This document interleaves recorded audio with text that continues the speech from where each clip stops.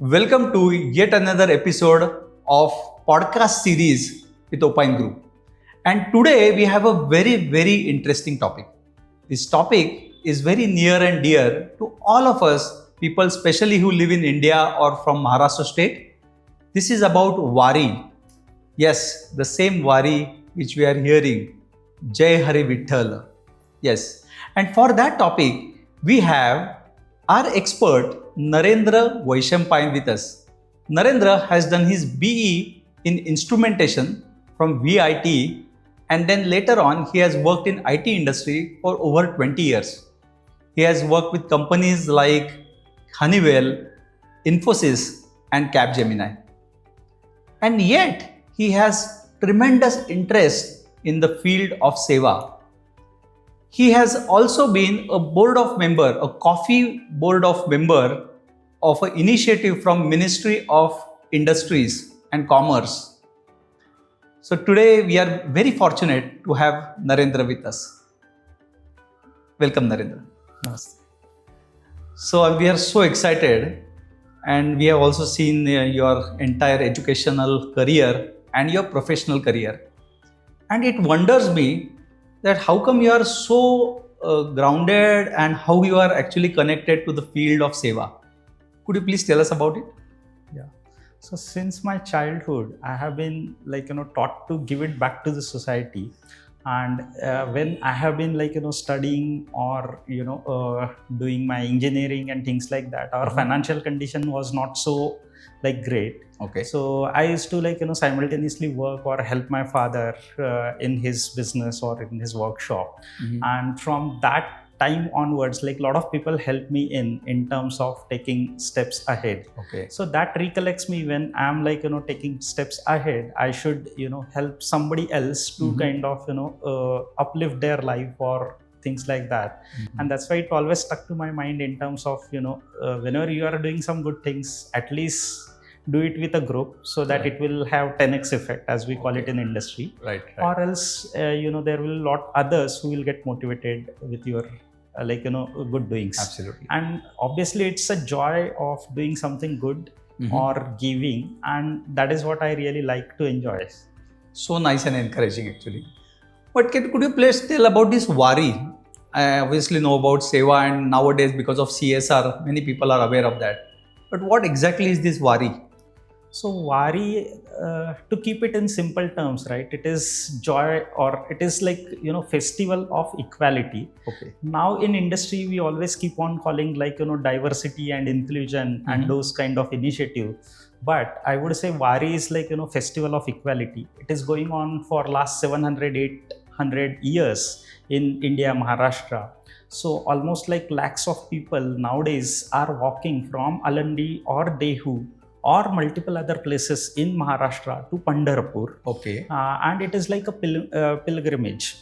Basically, they walk few kilometers, they take night halt, next day again they starts walking towards Pandharpur, and that is called as Wari. Okay. But everybody is called as Mauli in that, mother in English. Right. And that's how it's festival of equality. That's how I can define, because then there is no differentiation on basis of age, economic class or gender. So everybody is called as Mauli. Okay. They all follow the same discipline, all rituals, and that's how it has been going on for several years. So what's the magnitude like? How many people participate and how many years this is going on? So almost from all across the Maharashtra, almost 1 million people walk down to Pandharpur from different places. Now, two specific main Waris or main Yatras, what we call, Jnaneshwar Maharaj and Tukaram Maharaj,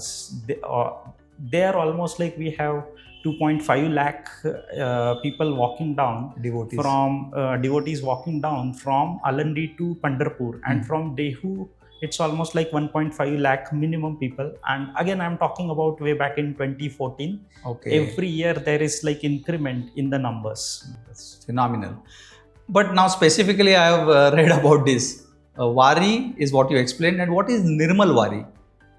So now, we spoke about the numbers, right, with respect to how many pilgrims are walking down from these places. Now, earlier, there never used to be so many people walking down, and then the facilities around those villages were self-sufficient to host these many devotees or visitors who are coming. Okay. But now, with increasing population, there are massive arrangements which are required for Vari. There were environment-related issues due to open defecation because of so many, people coming down. Okay. And that's why this open defecation, there were some environmental cases and all.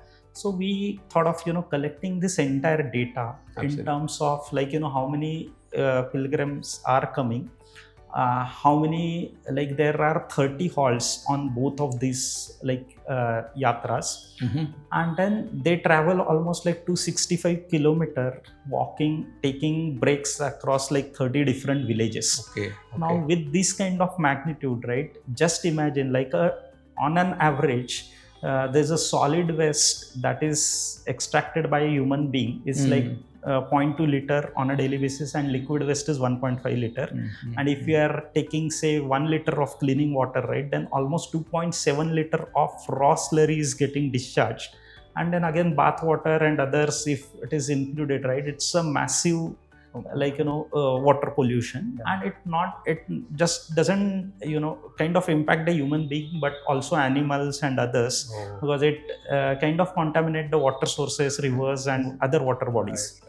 So that's why we thought of picking up Nirmal Wari Abhiyan. Yeah, it absolutely sounds unhygienic. What if there is no proper conditioning around this? Right. And when Swachh Bharat Abhiyan was launched way back in 2014, it stuck to my mind that this is the time when we should start talking about making Vari a better or hygienic place. Right. And then that's how it all started. So Nirmal is the word to clean the water. So Nirmal is without any contamination as such. So we thought of stopping the contamination of water, and that's how it all started. So you have phenomenal metrics around this. So when you actually started working on this, did this metrics gathering itself was a project before you started, or some kind of activity you had to do so that this project got formulated? Yeah. So when we started way back in 2014, right, Swachh Bharat Abhiyan was just launched. Till that point, there was no specific focus from government in terms of providing the infrastructure. World Bank, so I started analyzing all the metrics as you rightly pointed it out. That's the time I realized World Bank publish data with respect to ease of access to toilet. They publish a lot of data, and one of that is pertaining to ease of access to toilet across the countries around the world. And what I observed is India's ease of access to toilet was just 38%. That means majority of people didn't even have access to toilet. Not only just access to toilets, but infrastructure was also not there. So whether people will use toilets or whether there will be toilets. So whether we will provide the toilets or how people will get used to basically the toilets. So that's the kind of situation. So we thought, we should provide the toilet. Now it was not so easy because maybe cleaning or providing toilet or sanitation facilities was last in government priorities. So how to shift that priorities, right? So we went back to them with all the data with respect to be it environmental cases on Vari, be it almost 10 to 15 days, the schools and colleges used to be closed on this Vari path. Wherever Vari is having halt, that's the time there used to be open defecation. Next day onward, 15 days, the schools and colleges used to be closed. Oh my God. So we use that data. We use the data with respect to how many people are, devotees are coming up. So as I said, 2 lakh plus people were coming in Jnaneshwar Maharaj's Palki, and 2 lakh, almost 1.5 lakh people were coming in Tukaram Maharaj Palki in 2014. So how many toilets will be required? Then what kind of arrangement has to be there? What would be the water usage? Then with this kind of toilet as a service, if we propose, then how much water contamination can be stopped? So we came up with all these metrics with respect to if a single person is emitting 2 0.1 liter of slurry on a daily basis, then 1 lakh people, it's like, no brainer. So it's like massive. And then if rainwater or bath water is getting inserted into that, right, it is like, as in like, with one person, it goes to up to 20 liters of slurry with like 2.1 liter, then 20 liters of, let's say, bath water, and then if it is raining, then it's gone for a toss, right? So just one person was contaminating so much of like water bodies this thing. So 1 lakh people into, and that was the kind of volume. I can now imagine. So we presented. This is a fantastic and huge, humongous project actually. So Narendra, this actually sounds like a total engineered approach. I'm just wondering what would have happened that time. So there's a lot of quantitative data you explained. Right. Can you highlight on some of the qualitative aspects? So what happened now? What were people thinking? Like, what were organizations or people who were funding thinking? So what was the qualitative angle behind this? So when we started putting up the portable temporary toilets, so initially we had some resistance because for obvious reasons. Then when people started using it and the surroundings were very clean, that's the time the people over there started helping us out. Otherwise they used to have a lot of problems, and they used to get like either waterborne diseases or other diseases due to the open defecation. Schools and colleges used to be closed for 10 to 15 days. There used to be like massive outbreak of diseases post vari. So all these things stopped.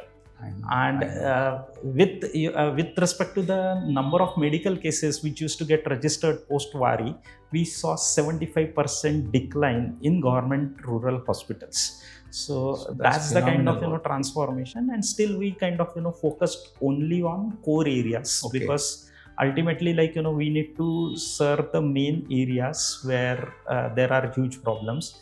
But whenever people are defecating in farms or those kind of places, right, it turn into fertilizer over a period of time. And if that is getting kind of if solid waste or liquid waste are discharged in let's say around school or around bazaar place or shopping, it's very unhygienic, and it takes 21 days to decompose that. So Narendra, actually I'm just the magnitude is huge actually. I'm just trying to think what would have happened at that point of time. When you use these metrics, what kind of volunteering help or funding help was required at that point of time? Because this is such a huge project that while we are only talking at a thought level now, I'm just wondering what kind of efforts you had to take to make it really live, and did you get any help from all the agencies around? So what we did is we did a detailed analysis with respect to if we just provide toilet, how it will happen, right? It has to be clean. So it has to be coming up with basic amenities like water has to be there. If it is finished, then it need to be refilled. If those toilets are not clean, it need to be cleaned up. There has to be proper lighting arrangement. So that's in 2014 the way in IT industry we have like SaaS and TaaS kind of models. So we kind of formulated toilet as a service model that time. And then we deployed almost like 200 toilets in Loni on Tukaram Maharaj Palki Marg for the first time. So like a pilot project. And then what we observed is people were using it. So that was the first question that everybody was asking us, like whether Warkaris will use it. It was other way around, people were using it, especially female Warkaris were blessing us like anything. That it's for them privacy was utmost important, and then security was also important. So they were literally blessing us, they were helping us on themselves to even clean it up. So many volunteers joined in. Means almost every Mukkam we used to have at least 200 or 300 volunteers standing up and requesting, Mauli, please use the toilet. And during daytime or even nighttime. So they felt like we are doing some service to God with Hoga, and that's how they were contributing in. A lot of generous people financially contributed for the pilot project initially. And then we collected all this data, presented it back to government. Like Loni and Yavat, we did the pilot. Since there were some cases on Pandharpur Walwant, so the collector that time, he kind of formulated a task force, and then he requested us to support us with volunteering engagement to he was planning to deploy those many toilets in Walwant. So he asked us to help us with some volunteering engagement, so that those toilets will be like monitored, services will be provided, and workers will use it. So we helped them. Fantastic. And then next year it was like, then we approached government. We had multiple meetings in terms of explaining them that this is, under Swachh Bharat Abhiyan, you should provide the toilets. Then only use of toilet in India will increase. So once people are used to use the toilets, then only they will kind of, start using it after they go back to their home. Now after we see, right, after all, it's almost 10th year of Nirmal Wari Abhiyan. Wow. And now if we see ease of access to toilet is like 99% in India. Not only that, the people who started coming up, right, on 2014 or 2015, when they used first time, there were little bit of reluctance in terms of using those toilets. Now it is not there. Yeah. So they are habitual now. Yeah, now they are habitual. They are just telling, like, they are asking us where are the toilet, instead of we telling them please use the toilet. Great. So that's the volunteering shift that is happening. Fantastic. And the people who are going, and especially volunteers, we have seen volunteers coming from IT field, doctors, or like even people like driver and all, they are volunteering for these kind of activities. So again, it's like everybody is included, and that's how it has been. So I think, Wari itself is a celebration, and how can we leave such an unhygienic thing going on? So phenomenal work there, so nice, I have one question now. Obviously, people who are participating, the people who walk this pilgrimage, or the government agencies, or the companies who are into CSR, they get this opportunity because this is such a genuine project. I'm still wondering about all those volunteers from IT or all walks of life. How do you actually convince them, or what is their reaction when they hear about this project? So initially it was, to be very honest, it was challenge for us in terms of how to attract volunteers to kind of request people to use the toilet, right? But somehow, quite God strange, actually. God, because see, people are not even used to clean up their houses, especially in India. Right. They will have some support system in place. But I think Lord Vitova only blessed us. Absolutely. And then we devised a model where it was like we are just like, kind of policing or kind of volunteering just to guide the people to toilet. That's it. And then they saw, cleaning stuff is there. We have to just stand there and then request somebody to use the toilet. But people perceived it like, I'm doing some seva to all these warkaris who are going. It is in a way seva to Vithoba. So that's how people joined in, to be very honest. And once they were going in, when they were seeing so many warkaris are blessing them, right? They used to call us and tell us, next year we want to join. Fantastic. So that's how it grew up. And they used to call up their friends like, please join, please join. Right. So no doubt it's a great success, and I'm so glad that this is now going on for 10 years. What would you like to tell our viewers who would like to participate in such initiatives? Because generally people are from IT or any other field, and they feel that I want to do some seva work, some social work, but I don't really understand how to start about this. So some of them, they have phenomenal skills in gathering the data, or they can learn to gather the data and present it. So right from participating and presenting the data, how can you tell our viewers to participate in this? In fact, when we were doing all this in terms of, it's a massive transformation, right? From 0 toilets to like almost 2 lakh toilet now. Right. Not only that, almost 10,000 volunteers used to participate in initial years in terms of like making the awareness, making the arrangements. Because it's spread across 30 villages, right? And then we need to have support in daytime and nighttime. So many volunteers used to come in. So in my experience, like, we were initially thinking whether volunteers will come in or not. But when we saw, we intentionally did in terms of engaging everybody in terms of whatever skills that they can bring in. So like, somebody came us and they told us like, I'm not able to come on field, whether I can do few things on remote basis. Okay. So we told them, okay, you please follow up with the volunteers who are going to come in, just Okay. call them up or just check out.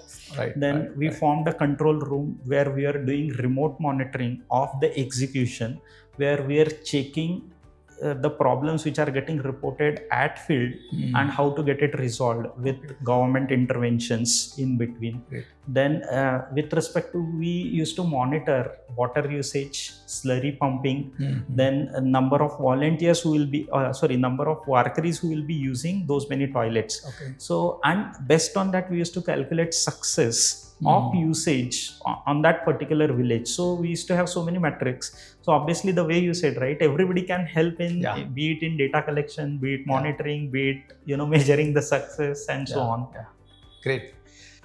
I must congratulate you and your entire team. Thank you so much for visiting Opine today and sharing your views. And I look forward to have such interesting discussions with you. Thank you. Thank you. So today we have seen the phenomenal success which people from industry, the corporate world can bring to the Seva field. All you need to do is have the right mindset to help in the society work.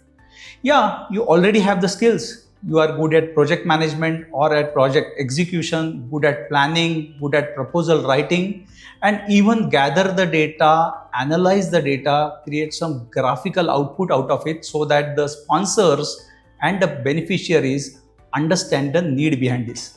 So for this initiative and many more Seva internships, the way we call, yes, you heard it right, Seva internships, you need to participate in such initiatives. So watch our episodes and stay connected. Thank you.